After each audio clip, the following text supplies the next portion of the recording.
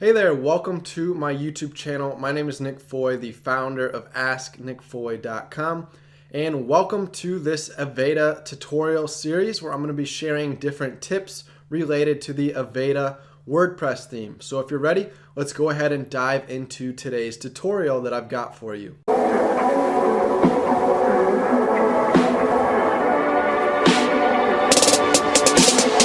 Alright, so one issue you might run into from time to time with the Avada theme is that when new updates come out for WordPress, the Avada theme also has to get updated as well, and there still might be some bugs and some errors between the two. So what Avada is doing right now is they've created a new section here in the menu called Fusion Patcher. So you can see the number 3.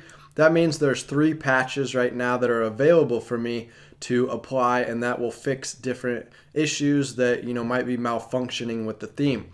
So it's important to keep updated your Avada theme every so often. So I like to log in here, check for any new updates for the theme itself. Like right now I'm running version 5.4.2, so eventually it'll get to 5.4.3 and so forth. Same with WordPress. WordPress will automatically update usually, but you might have to log into your website once in a while, update WordPress, and then these are all the different patches, and they explain what the issue was.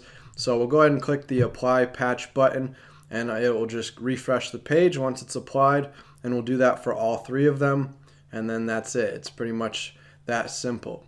Alright, so once all 3 of these are applied, you're good to go. Now your Avada theme is up to date, and you shouldn't be having any issues with it. If you notice that some of these were issues actually happening on your site, then these patches should fix them. But for the most part, a lot of these patches, these are things I've never actually noticed happening on my website. It just tells you what it would fix, but maybe in your case it's different and you're actually experiencing difficulties or errors that are being caused because of these patches not being applied. So apply the patches,